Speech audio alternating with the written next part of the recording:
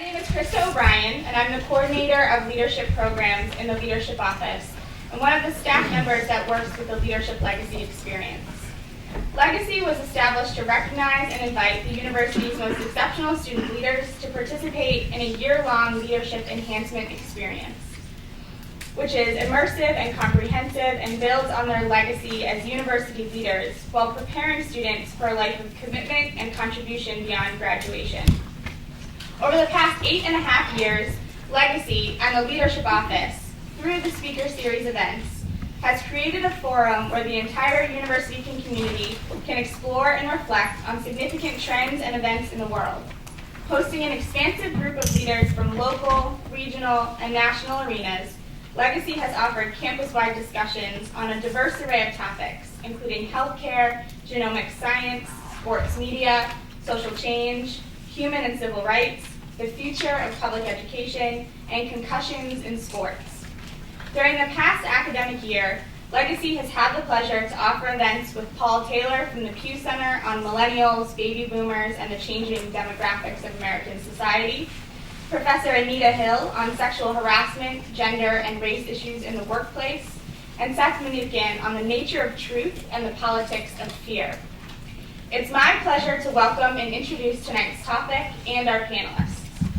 As the world becomes increasingly digital, more of our communication is happening on social media and is changing the way that the law and society understand freedom of expression. The Supreme Court is currently deciding a case on threatening speech and First Amendment protections, which is the first time the court has ventured into the world of Facebook, Twitter, and Yik Yak. What impact will it have on policy, law, and you? You can't typically yell fire in a crowded theater unless there is one, but what about posting it online? When does a post become more than an expression of anger, an emotion, or satire? If someone feels they've been a victim of online harassment, what avenues do they have to report, and how has the legal system responded? What responsibilities do social media companies have? And where do we draw the line on protected speech in the internet era? Our panelists tonight are going to explore these complexities and much more. Our first panelist is David McGuire.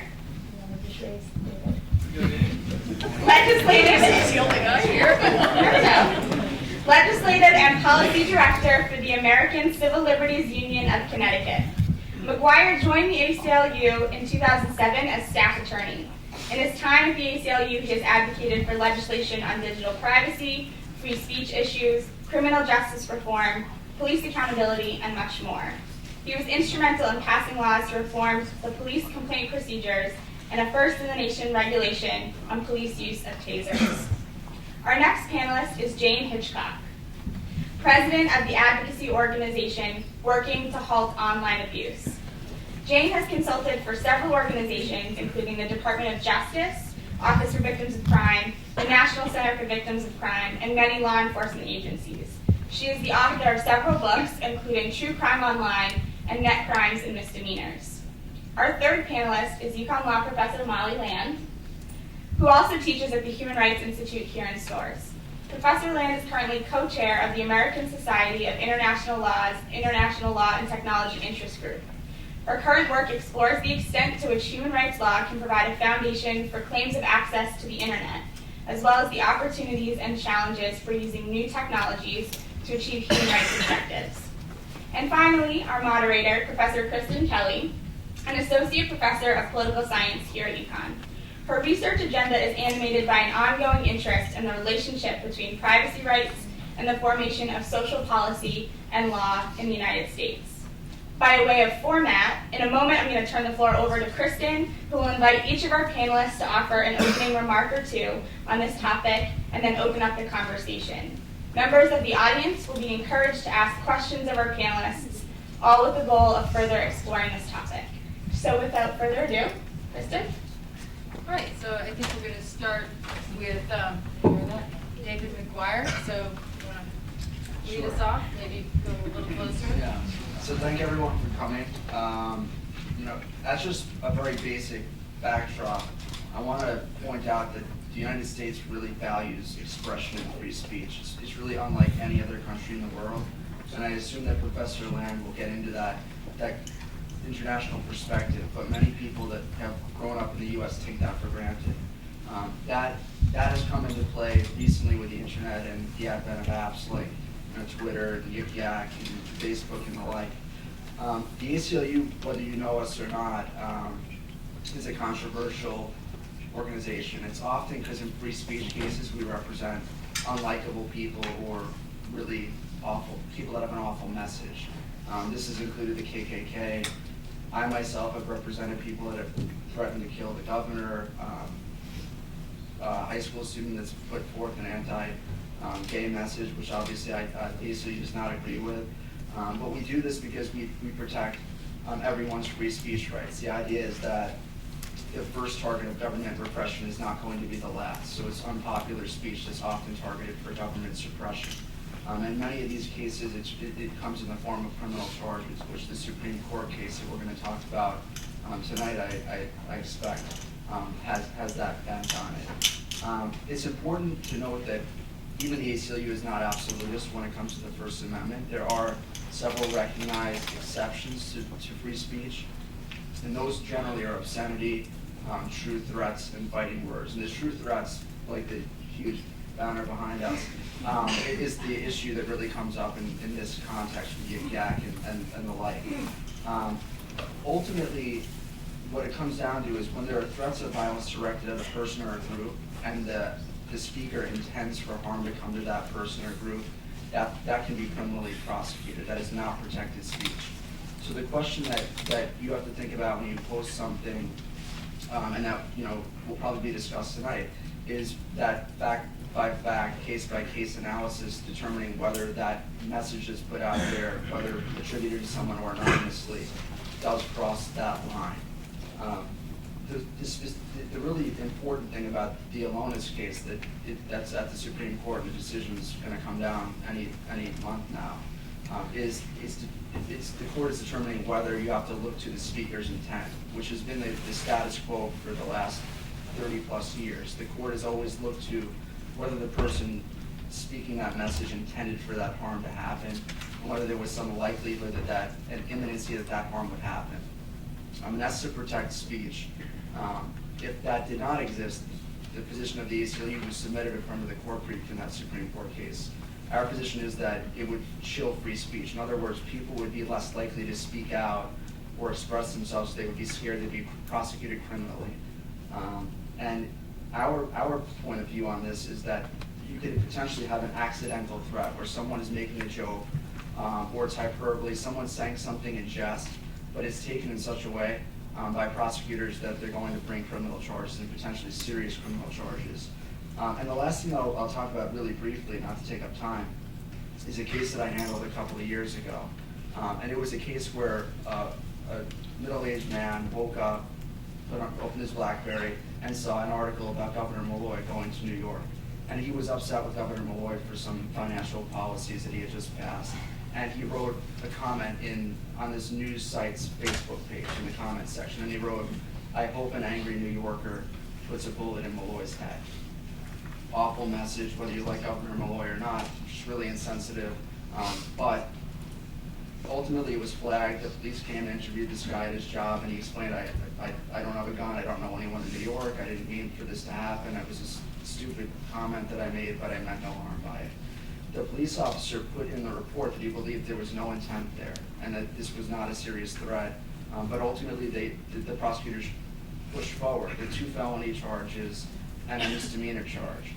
So these are the kinds of things that are very real and are happening right now, things that we all need to think about, and the decision from the court is going to instrumentally change the landscape and free speech as we know it, online and offline. So that's the basic summary from my perspective. Now look forward to the comments. All right, so I think we agreed that Jane would go next. That's fine. I guess I'll just scoot my shirt. So I work with victims. Well, not me, well, I do personally, but we have a group of advocates. There are 24 of us on staff, and we're all volunteers. And since the internet is international, we deal with victims from all over the world and harassers and stalkers from all over the world. So we see that every case is different that comes in. Cyberstalking may be similar in many ways, but every time I think I've seen something unusual that comes through our doors, you know, so to say, I say, I don't understand how they can use this. And so I'm constantly learning as well. So when I read about this case, and I'm thinking, it's one of those things where he got caught. I don't think he intended to get caught. I think he thought he would get away with writing a bunch of stuff. Most of it was absolutely stupid and jerkish. And other things I looked at and went, well, I guess if I was his wife, I probably would have been threatened too. So it's almost like these basis that you look at what they're posting online. But usually what it comes down to is they feel bad about it after they've been caught.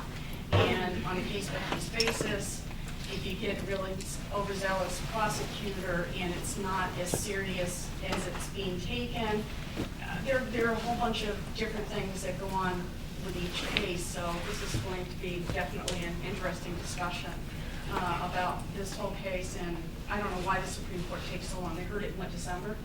Yeah. And, you know, you'd think you'd get an answer sooner than now. But it will be interesting to see what the Supreme Court says about it. Okay, so our final speaker, and then we'll open up for questions, is Molly. So. Great, thank you.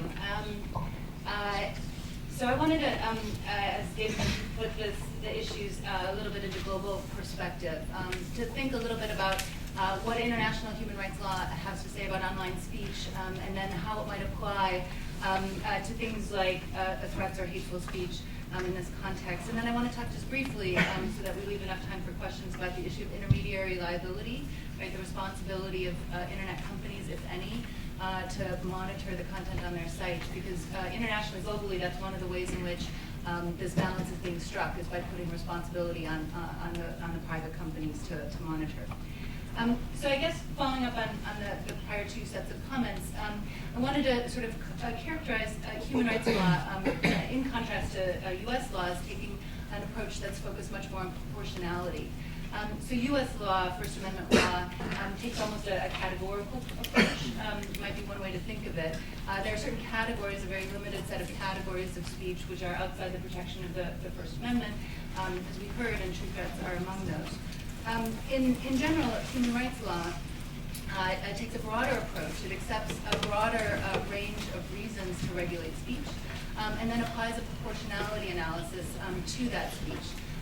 So, for example, there may be a valid reason to regulate speech under human rights law, including to prevent hate speech or to protect the dignity or rights of others, and that would be a permissible approach to regulation as long as the government would understand that it has to ensure that it is a valid public policy goal, and that the regulation is as narrowly tailored as possible. So they try to ensure that the regulation doesn't disproportionately burden speech, but it accepts a much broader range of reasons for that regulation. So in the U.S., in contrast, if the speech is not within that sort of small class of class of speech which is outside the protection of the First Amendment, our approach under domestic law is to let sort of the marketplace address the problem. If there's hateful, hurtful, demeaning speech that is protected by the First Amendment, we assume that the marketplace will sort of balance that out, and that the best answer for that kind of speech is more speech, actually. We let people sort of work that out in the marketplace of ideas.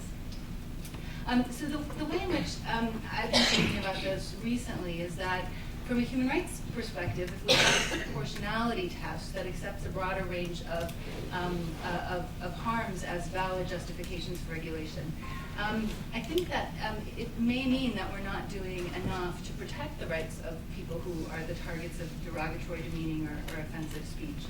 And in part, this is because harmful or hurtful speech on the internet in some ways has greater consequences than offline speech, and in addition, has maybe a kind of a prevalence that offline speech doesn't have. So I'm not suggesting here, and I want to make clear, I'm not suggesting that we should have different rules for the internet, but that by applying the same rule, which would be to look at things in terms of proportionality, to determine if we're achieving a good balance, some of the unique features of the internet environment might actually lead to more regulation than we've seen. In part, online speech can have a greater permanence than offline speech. It can reach a wider audience. There's more opportunities for group coordination. It can be more challenging for victims to get remedies. And it's less susceptible to regulation by the government. So if indeed there are features of the online environment that can make speech even more harmful, human rights law would suggest that we need to respond to that and at the very least ensure that victims are getting remedies. The challenge comes in that most approaches to figuring out that balance between speech and ensuring freedom of expression while protecting human rights dignity and protecting against hate speech. That a lot of approaches have been to put the onus of that regulatory responsibility on private companies. So you see in a case before the European Court of Human Rights right now, a newspaper publisher which had put up their articles online and they had a comments section. Some of the comments in that section posted by other individuals who were just reading the article were defamatory. The European Court of Human Rights, in the first instance, the first chamber that's addressed it, said that the newspaper publisher is responsible for policing the comments section.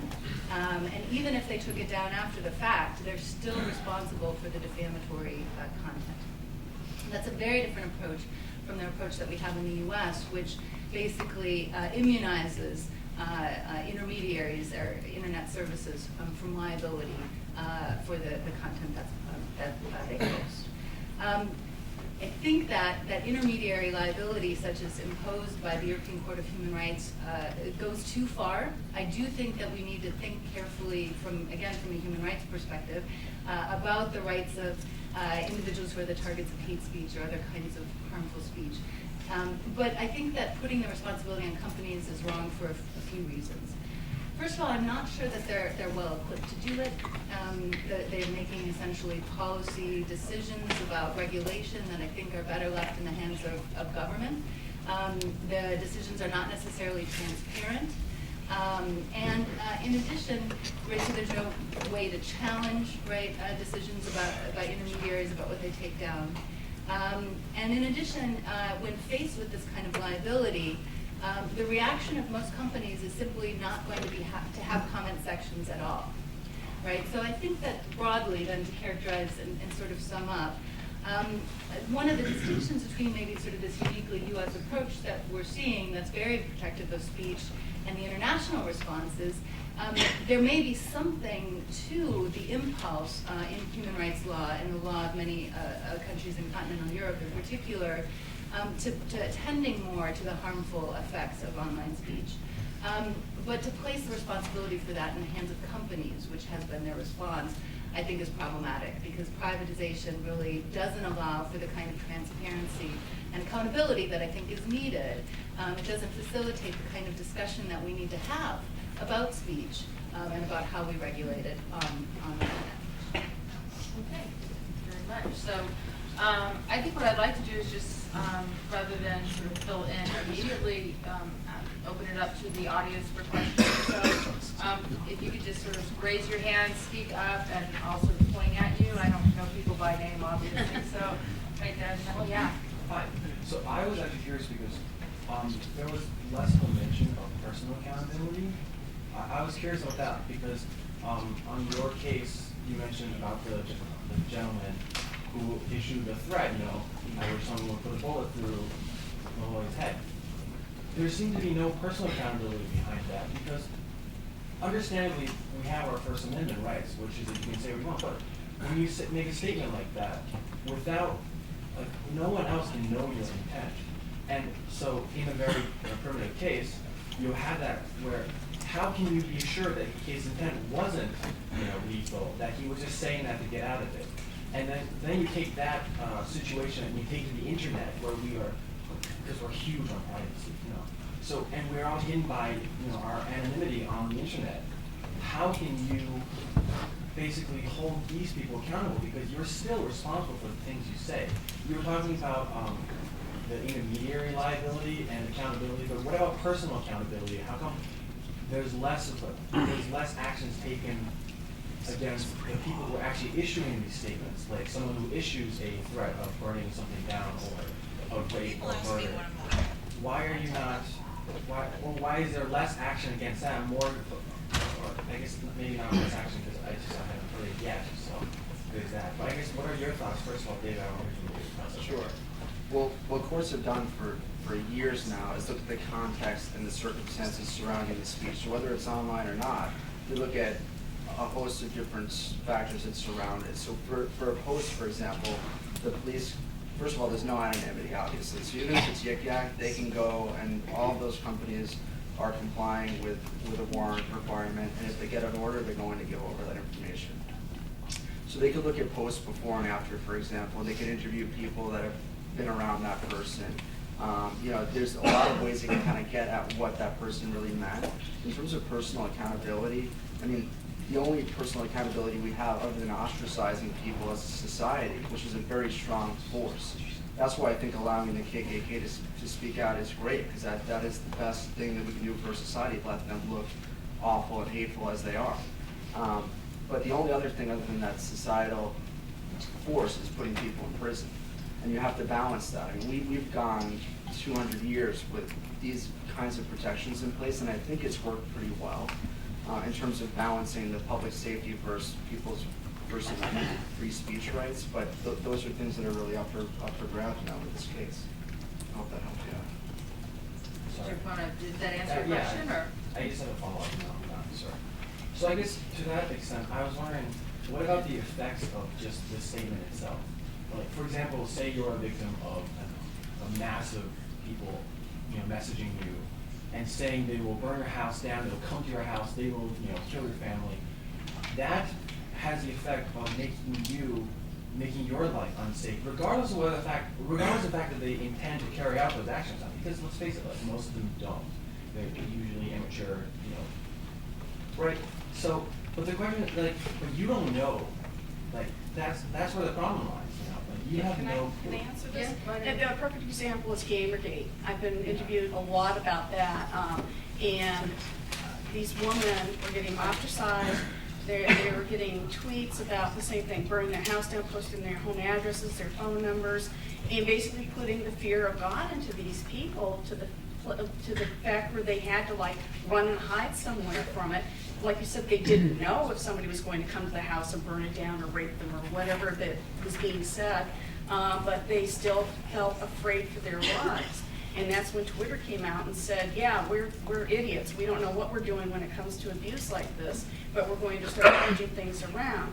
And what gets me so angry about Twitter and Facebook, Snapchat, Whisper, all these things is that they don't take complaints seriously. It's not that they have to police what's being posted, but if somebody files a complaint with them and says, hey, this person's being attacked and they're threatening to burn down our house or rape or whatever, they need to take these seriously and put a nip in it before it escalates out of control, where all of a sudden you get a mob of people joining in and it's just going crazy. And that's the thing that I have a problem with. And I was actually at a meeting in February in San Francisco where Facebook was there. I talked to the head of security, he's the former head of security, Joe, and he just went to Uber, and I really reeled into him. I said, I'm really unhappy with you guys. I don't know how many victims have come to us, and they've already complained to you guys. They've had family, they've had friends, and they've got this person that's creating false profiles and threatening them, and you're not doing anything about it. And he's, oh, well, we're working. I said, well, you're not working on it fast enough. And I got a chance to speak to a lot of, eBay, and there were some people, Twitter, and Yahoo, and Gmail, so I kind of made the rounds. I don't think I was a popular person at that conference, but it is, it's personal accountability, and I think just in my own experience, I've done this for almost 20 years, it's when they get caught, then they regret it. And that's the whole thing, is they don't realize it's perceived anonymity. There is no anonymity online at all. Can I also jump in? So one of the things that can impede personal accountability is if the website doesn't actually collect information that would allow law enforcement later to identify the individuals who are responsible. There have been some really notorious cases of websites that made sort of it kind of their business model to not collect information and kind of became a sort of a locus for a lot of really hateful speech. And so that can kind of make things challenging to get remedies for victims.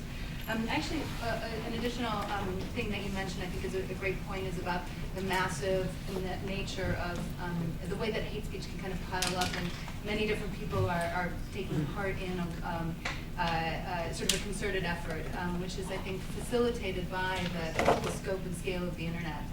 It actually makes it much more difficult, I think, actually, David, and this would be a question for you, is if it's based on the intent of each individual person, and it doesn't take into account the perspective of the victim, I don't know that you capture the kind of harm that results when you have a group of people, sort of an online mob, sort of ganging up on one individual. And so I'd be interested in your thoughts about whether we're not missing something by focusing so strongly on the intent of the speaker.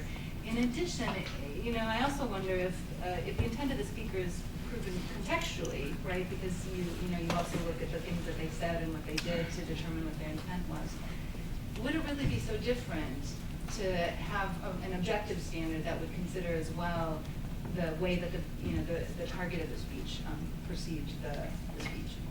Well, that's a great point. It's just not the place that the person of the jurisprudence has evolved to yet. I mean, you have to think of it as if you think in the traditional context of a rally. For example, when you have a speaker at the podium who's calling on the people to do this or that. I mean, there are a lot of cases where the courts have ultimately analyzed, like, was it likely that this person saying that was going to cause this mob, or these people went off and burned this or hurt these people? I mean, that would also apply to the internet as well. I don't know of any prosecutions, it's just not my area. That was the only criminal case I've ever handled. We don't really do criminal cases typically, but that same idea could happen online, where someone kind of starts this tidal wave that ultimately results in some serious harm. And again, we're not saying that serious threats should not be prosecuted. They absolutely should, in whatever form they take, whether it's a text message, an anonymous message, or an old-fashioned letter that someone sends someone. It is more complicated online, and I think our jurisprudence will get there, but we have to be careful not to let go of our really strong free speech protections, because once they're gone, they're gone. So you said constitutes as harm, but like just physical harm? If someone is getting hate speech online through any online forum, like GAC, Twitter, what about like the psychological harm that could cause someone? Yeah, that's real harm, yeah. You can absolutely be prosecuted for that. And I can add to that. Could you repeat the question, please? Could you repeat the question, please? Oh, yeah. Well, you said that it constitutes as harm, but is it just, physical harm? If someone's saying, like, oh, I'm going to go, like, kill you, rape you, burn your house down, but I think that a lot of the effects from things online is, like, that psychological, that emotional harm, and how are those things prosecuted? Yeah, so it's not necessarily physical harm. All 50 states have a cyberstalking law, many countries do as well. And the definition of cyberstalking is repeated communications online after the harasser or stalker has been told to stop. So it doesn't necessarily mean a threat of physical harm, but that it continues, and it can be psychological.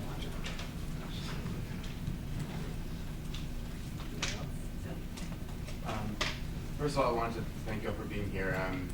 This is a really sensitive topic for me. I think a couple months ago I was called a terrorist online and told to leave the country for expressing my political views, and I think I've struggled a lot with sort of how I handled that situation and how that's affected my life personally. But my question is a little bit unrelated. I'm wondering sort of what is the law sort of, in your experience, say about revenge porn?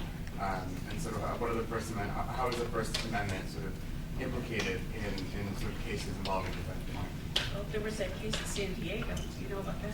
I don't know that much about that okay. case, and you can tell me we have a piece of legislation pending in Connecticut about revenge porn. So if you want to get that in context. Yeah, there's a case in San Diego, and we were talking about platforms not being held responsible. Technically, websites cannot be sued for the actions of their users. However, there was this guy that ran a revenge porn website out of San Diego, California, and there were so many victims involved with it in California. They arrested him and he was convicted and he's going to jail. I think it's 14 years, I think is what he got.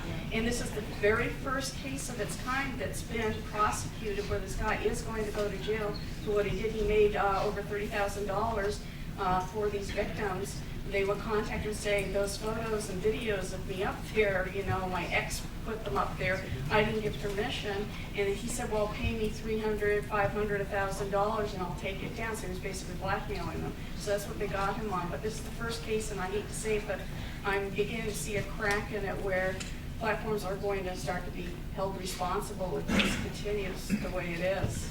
You know, I hate to see the internet regulated, and I've said for many years that as things progress down the road, I have a feeling that eventually the internet is going to be regulated if we as people don't start making these platforms take cases seriously, take people seriously. I mean, one of the complicated things here is that a lot of these things are regulated under other, you know, understandings of criminal liability. So extortion is already criminalized. And the case that we're talking about now, which we didn't talk about the background of the case a great deal, but the Alonis case really is sort of a different case for a variety of reasons. And if I could just follow up on the revenge porn issue, I mean, I think one of the reasons why you see some jurisdictions turning to hold the intermediary's liability, the internet company's liable, is because it is the locus where you can catch it, right? It's a place where you can apply the law most effectively because they are the gatekeepers. It's much more difficult. You may be able to fill in the law more than I am on the domestic side, but I think it's much more difficult to go after someone who posts an image that they received with the consent of the, right? So they initially receive a photograph with the person's consent, and then they later share that with other people. I don't think that there's a way to address that. Some people have gotten at it through actually intellectual property law, because if it's a picture that I took, I have a copyright in that picture. Then the problem is that the person who shared the image is also the one who took the image, and that is then posted. As far as I know, there's actually no legal remedy against that particular harm, and so there are some states who are, and maybe this is you can speak about the Connecticut. You answer that one. Yeah, Yeah. who are trying to fill the gap, So essentially. right now in Connecticut, there's no revenge porn law. And last session, there was a proposal that we were the only organization that opposed, and we're not opposed to the criminalization of revenge porn. It's very, very damaging, you know, professionally, personally. It's very, very challenging for people that have been exposed in that way. The problem with the law last year, and we use this as an example, if you took a video of Miley Cyrus twerking at that award show and shared it, you could essentially, under the elements of that statute, be prosecuted for revenge porn. Because the way they define the body parts and such, and there was no intent element in it. So this year there's a bill that's much more tailored, that it has to essentially be a video or a picture that was taken between two people with an understanding, which doesn't need to be like a great understanding. It could be just, you took this in our bedroom and it's understood this is not to go outside our bedroom. And then if the person distributes that, they can be prosecuted. The other piece that's really essential from my perspective is that you don't criminalize third parties that get this unbeknowingly. So say you got this picture of this lady or this couple doing something. You had no idea that it was shared against someone's wishes. That you should not be criminally prosecuted for that. If you're holding it for extortion money, that's very different. So it's very complicated. These are not just simple situations where you just say, make this illegal. You have to really think it through, and we're doing that in Connecticut. Additional questions? Back there, the blue shirt? Me? It doesn't matter. Yeah, sure. Yeah, yeah. We'll follow up. Thank you for the question. I'm sure you've all heard about some of the racial tensions that have been going on at universities around the country. My question is when you have online speech that doesn't rise to the level of criminality or police action, but could be considered defamatory or offensive, should university administrators or institutions have the power to discipline students as they did in the Oklahoma SAE case?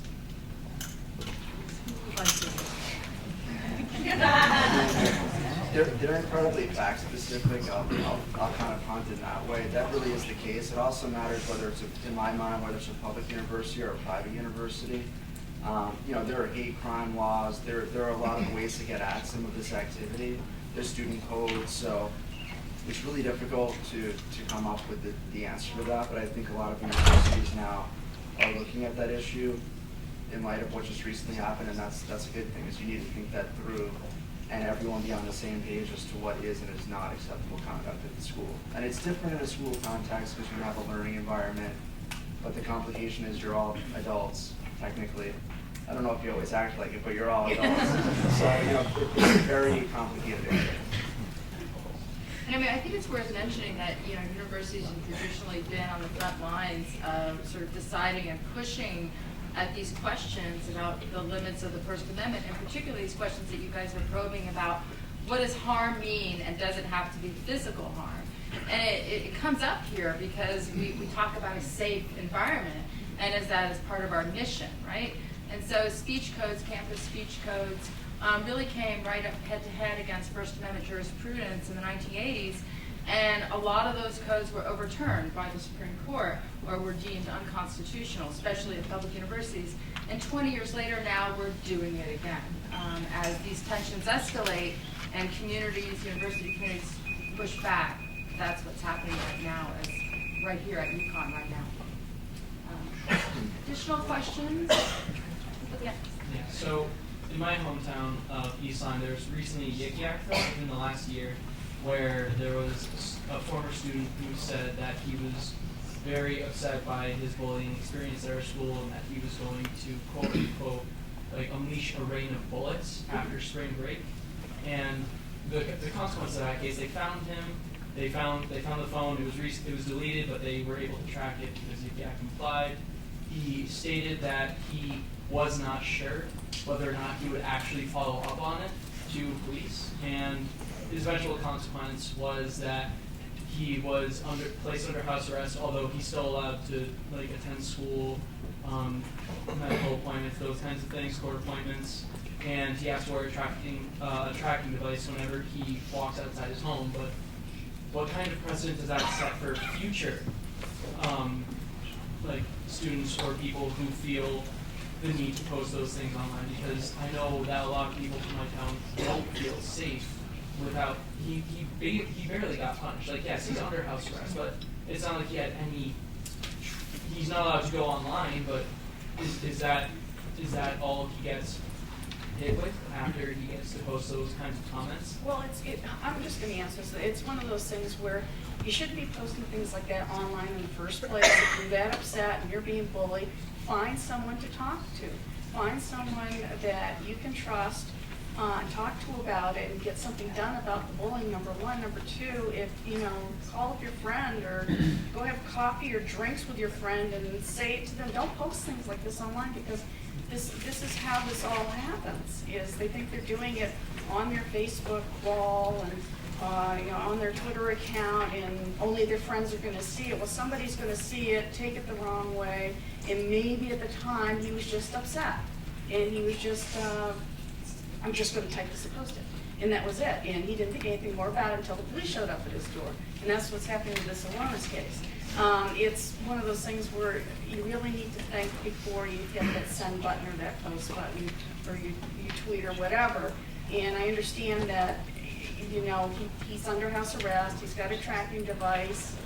If it's his first offense, which a lot of these, unfortunately, a lot of the cases I work on, it's a first offense. They're white-collar people, and they don't have a criminal record.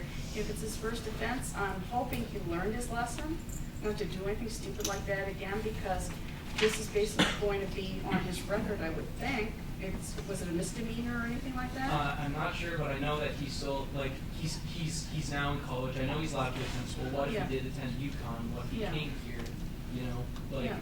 Would the students feel safe? I'm not sure I would, but that's... Yeah, he probably got probation or something, but there's going to be a record of it somewhere, which is going to affect him in the future. And that's one thing that you guys have to think about. What you're doing today online is going to affect you for the rest of your lives. And if I could just build on that with one, and this I think gets into your area, Professor Professor Kelly. One of the things that complicates this is that the internet fundamentally shifts our understanding of public and private in ways that the law has not caught up with. So, I mean, sites like Facebook, they intentionally foster the sense that you're speaking to a very small, intimate group of your very closest 800 friends, right? We feel like it's very private, but it's actually very, very public. And our social understanding hasn't caught up with that, and the law certainly hasn't caught up with that, because our law is actually quite almost absolutist in the sense that once you share something with a third party you consider it public, and this is sort of like the revenge porn thing again, but also comes up in surveillance. Once you pass something on, including potentially, in some instances, some have argued to email, which goes through a server that belongs to someone else, it may be public. So it fosters this real sense of intimacy, but in fact it's more exposed than you could believe. But it complicates this question of intent as well, because if you want to insist that the person making the threat had the intent of making the threat, again, many of us are confused about what it means to speak on the internet, and don't think that making a threat on the internet counts. So it comes to the legal issue, and the law is very confused about this anyway, setting up these legal standards. So, is there anybody that you asked earlier in the back there, and then I'll, yeah, later. I was just wondering if you could just let us know how the law distinguishes between hate speech versus something that's just rude or mean or just, something that's people don't like. Does anybody want to speak about constitutional? Well, I know the international, So maybe you talk about the international? I think the domestic thing might be more relevant first, but I'm happy to jump in. Do you want to? You want to take that one?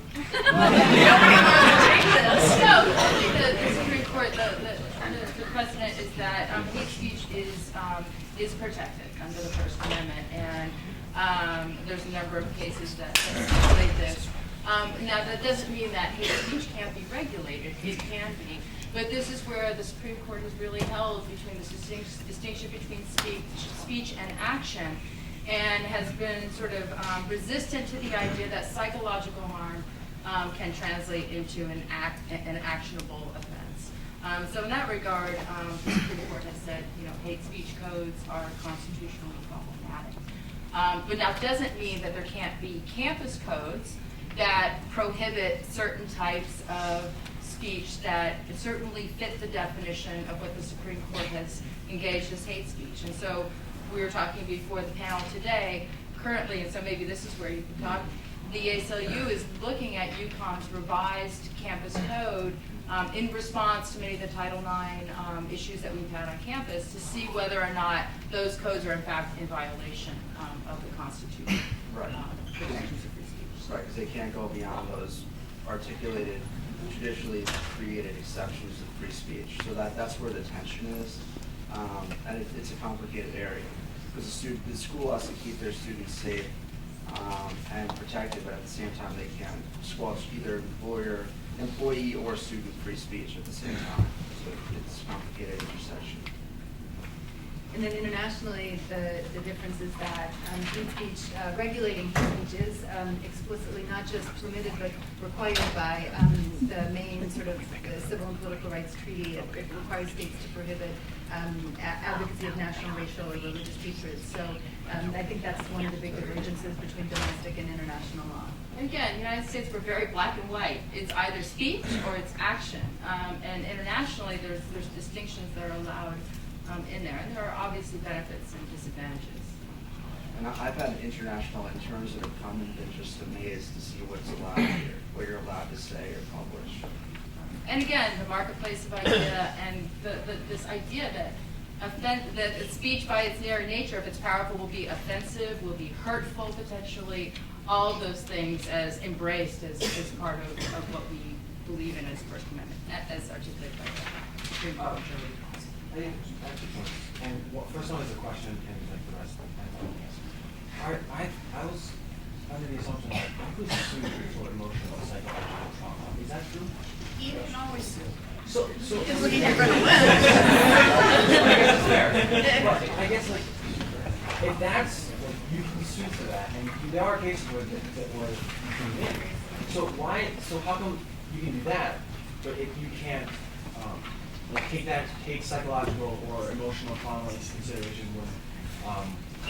when you're dealing with cases like these? But also, to go back to the earlier point about how you're saying that, like, so sometimes the best thing to do is, for example, let the KKK continue to speak so that they can be ostracized personally. That I see no longer has an effect in today's society with each other, because while it's like kind of assumed anonymity, I cannot access another user's information. It's only the government, but also like the amount of people are so spread out and so widespread that that's not possible. It's not a certain organization. It's any schmuck behind a computer that can spew these hate speeches. So that's what's interesting about this. And I guess I was wondering from that point, what do you think about our physical capabilities of enforcing something like this?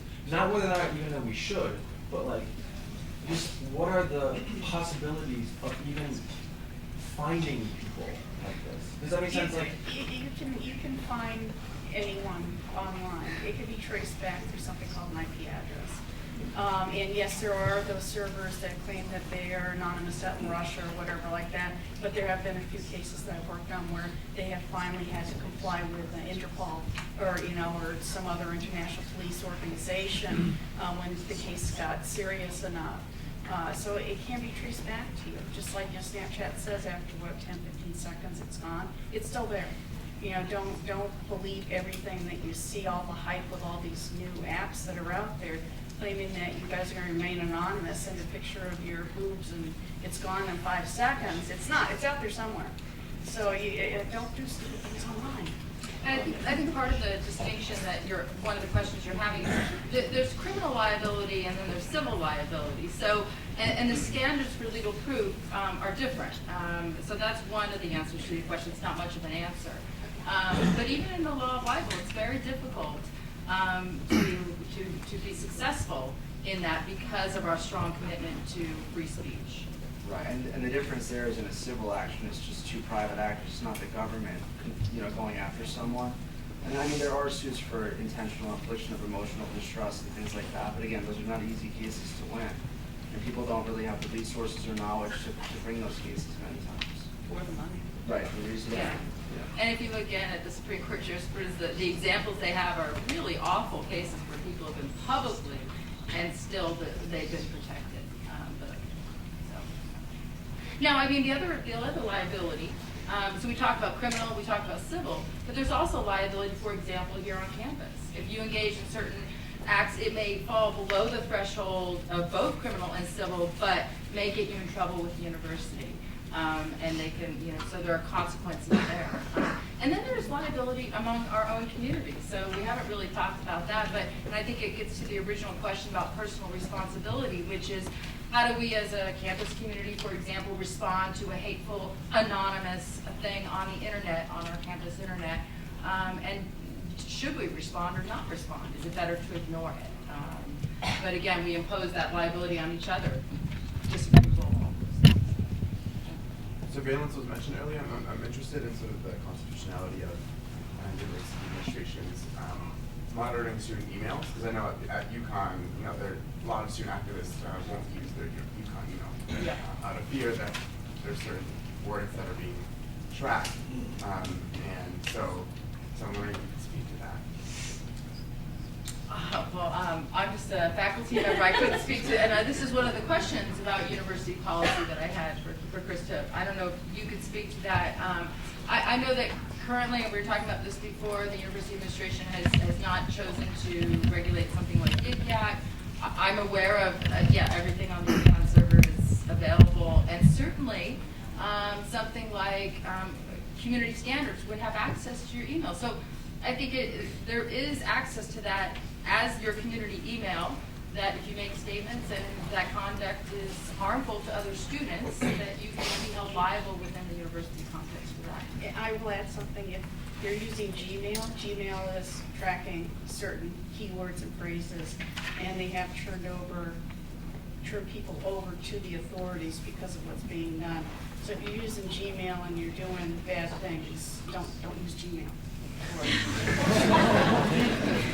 I don't know about Yahoo or Hotmail or anybody else, but if you go back and look at like whatever, and you check it, you'll see that Google has basically turned in people for certain phrases and certain words that they've used in their what they think are private emails.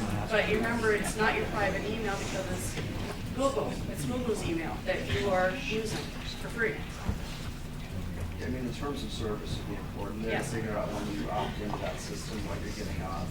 But we would have a very big problem with the government searching emails of people, you know, not non-students, for example. And we have that ACLU student out of the Snowden revelations with Verizon, and that's kind of the same idea generally.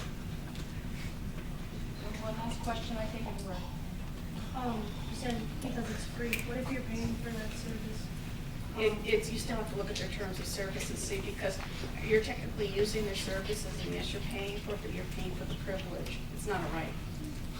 And this is this third-party doctrine that Yes. we've been talking Yeah. about. That basically, when you give something over, we don't think that's the case. I don't think when you sign up for email, you're thinking, all right, I'm giving up all the property, my property interest in that email. I don't think you think that, but there's an argument to be made for that, and it could very well go that way. You could go with the no pen and paper. But I mean, just to clarify third-party doctrine, I think it's so important for people to understand, which is basically the big loophole for privacy protections, et cetera, which is anytime information you give it to a third party, your expectation of privacy is essentially eliminated. It's just a little technicality, but it's really crucial. Yeah, big implications. Yeah, and then the fact that everything on the internet goes through a third party, everything on the internet goes through a third party. So you put the third party doctrine, which says it's all public, together with the technology of the internet, and you have very little privacy. Let me just want to add one thing, because I sort of brought in the proportionality as being very, bringing out this important attention to the perspective of the user, but these questions about monitoring and surveillance, I mean, I think one of the advantages of having strong constitutional protections, strong human rights protections for privacy and free speech is that we're not just talking about the U.S., we're also talking about China and other government rights. So a lot of times, in the interest of protecting dignity online, right, you also see these arguments being used opportunistically to try to get at political speech. So I think that it's important we need to talk about the impact that hateful speech has on users, but at the same time, from a global perspective, there's some really important things that we might lose if we have weakened First Amendment or Fourth Amendment protection. Any questions? Maybe one more question? Thank you, sir. Professor Land, you mentioned earlier that the best answer for speech is more speech. Could you expand a little bit more on that? Yeah, I was trying to characterize in sort of a shorthand way the U.S. approach to the First Amendment. So our approach in the U.S. under our constitutional regime with respect to freedom of expression really envisions that if there is hateful, derogatory speech, but it's not in one of these categories that is outside the protection of the First Amendment, it is entitled to be, it's protected by the First Amendment, and our idea of responding to that is by having more speech, right? So the theory of the marketplace of ideas is that if we have speech that's harmful or unpleasant or offensive, we're not going to try to eliminate it and prohibit it. It will be out there, it's protected by the First Amendment, and we're hoping and assuming that there will be other ideas in the marketplace that will counter it, right? So for whatever it's worth, that's one of our prevailing sort of paradigms of First Amendment protection in the U.S. as I understand it. I do more of the international piece, but the international approach would take a bit more of a contextual approach and say, well, but you also have to think about these other sort of user, or the perspective of the target of the speech and how they experience it. So the concrete example would be if the KKK marches to have a counter protest of people with the opposite message, and try to just be louder than that, not to stop the KKK hate speech, but just to drown it with peaceful, nice speech. It's almost like those crazy church, they call themselves a church, Yeah, where they go and they right. protest funerals, and then on the opposite side are, the rest of us saying, you guys are a bunch of idiots. That's a perfect example right there. The example on Dick Yak and Econ recently, the offensive thing, and I, in preparation for this, looked at all the lines, and I was really quite impressed with the response to the comment. And I guess my feeling after reading all the posts following was somewhat in favor of this, that well, actually it's generated a great deal of speech, positive speech. So again, each one of you would have to answer whether more speech is better or not, or whether it causes more harm to have that kind of speech, especially in this environment. And I guess the one thing I want to also emphasize, the Supreme Court has said that hate speech is not one of these categories of unprotected speech at this point. But the Supreme Court is also very divided on these issues. And any of you who've taken constitutional law know this, that this is important to understand.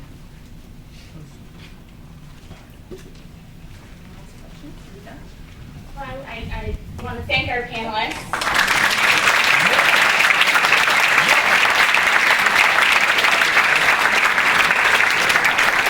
And really in that vein of, the one way to sort of drown out the sort of hate speech is more speech, I want to make you all aware of an upcoming event that the Office of Residential Life is hosting from 1:30 to 3:30 on Thursday, April 16th at the Spirit Rock, which is across from North Garage, to allow students to come and discuss your observations and suggestions as we as a university community pursue our shared commitment to a campus climate that welcomes and respects diverse views.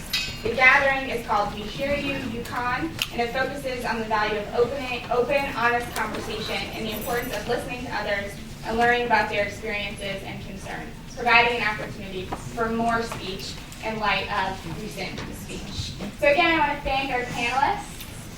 We have, as a year legacy tradition, some really great fleeces for you. So again, our panelists.